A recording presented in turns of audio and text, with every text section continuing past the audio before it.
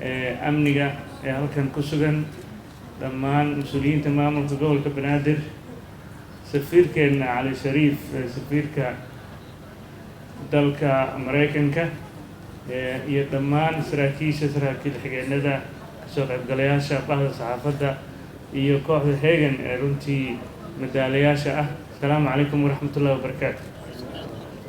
waxaan aad iyo aad uga mahad celinayaa taliska ciidanka booliiska runtii xafladan sida quruxda badan ee xaruntii booliiska aan caawa u joogno, sidoo kale wasiirka wasaaradda amniga oo runtii casuumaaddan noo wada fidiyey.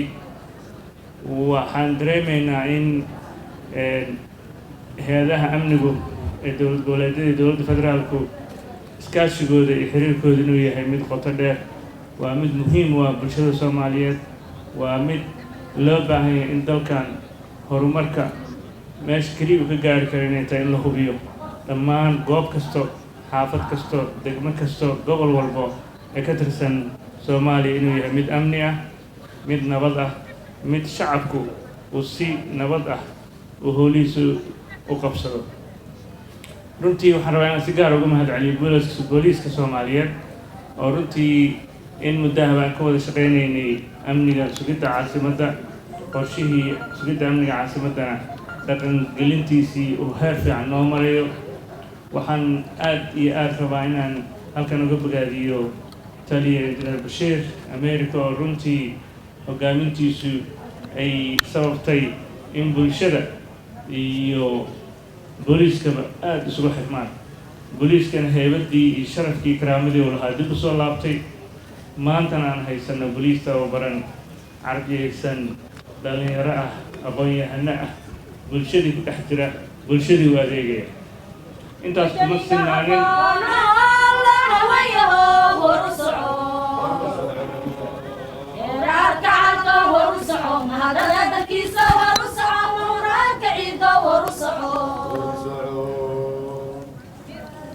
si marka horumarkaas amniga ee jira oo hore usii socdana waxaa muhiim ah bulshadu inay kaalin ka qaataan. waa arkayna gobolada Heegan heesteedii ahaa bulshada la shaqeeya booliiska iyo nuxurka heestaas iyo macnaha ay ku fadhisayna waxay mid runtii ka tarjumaysaa siday uga go-an tahay booliisku inuu bulshada ugu shaqeeyo, u adeego. booliiskana wax lagu yaqaano waxay tahay badbaadada shacabka iyo horumarkooda iyo inay ka hortagaan wax kasta oo khatari u keeni karto. sidaas daraaddeed shacabka iyagana waxaa laga rabaa inay kaalintooda ka qaataan. intaas waxaa dheer qorshihii amniga caasimadda oo aan in muddo wadnay oon habeen walba shirkii amnigana qaadano oo booliiska iyo maamulka gobolku ay runtii si hagar-la-aan uga wada shaqeeyaan iyagoo kaashanaya bulshadooda. waxaan ku faraxsannahay maanta in la daadejiyey booliiskii iyo maamulkii degmadaba oo halkii degmada keliya iyo saldhig keliya laga joogay maanta wax kasta ee degmooyin ka tirsan ay joogaan ciidan booliis ah. xaafad walba iyo laan walbana ay booliiskii iyo shacabkii roondo ku sameynayaan, barnaamijka darisayntana ka wada howlgelayaan. runtii taasna waxay ku timid waxay tahay hogaaminta taliska booliiska Soomaaliyeed.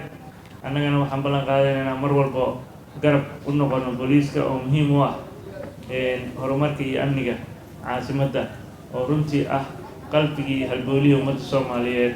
haddii caasimaddu amni tahay, nabad tahayna waxaan aaminsanahay dalka intiisa kalena inuu amni iyo nabad yahay. waxaa kaloo iyadana farxad leh in wasiirka iyo wasiirada heer ee dowlad goboleedba qorshaha iyo istaraatiijiyadda ay muddaha soo wadeen oo ahaa dalkan sidii security architecture-kiisii looga dhaqangelin lahaa iyadoo ay jiraan caqabado. haddana waxaa muhiima isku xirkiina iyo wada shaqayntiina, waxaa muhiima isla joogiina. waxay u noqonaysaa fursad ummadda Soomaaliyeed meel walbay joogto inay aragto in ay gobolladii iyo caasimaddii iyo dowladdii federaalkaba ay yihiin kuwo isku duuban u taagan shacabka Soomaaliyeed kana wada shaqaynaya.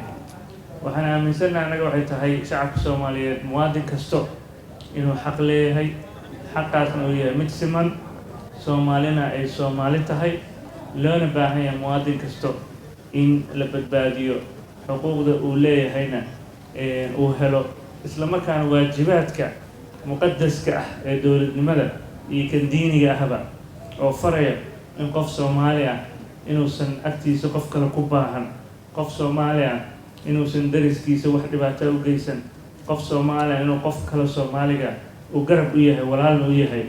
waxay ku xiran tahay sida bulshadu ay naga aragto annaga dadka mas'uuliyiinta ah, sida qof walbo Soomaaliyeed oo kaalintiisa uga qaato in ay muqadas tahay midnimada iyo wadajirka ummadda Soomaaliyeed iyo wada noolaanshaha inay tahay mid aan u wada baahannahay.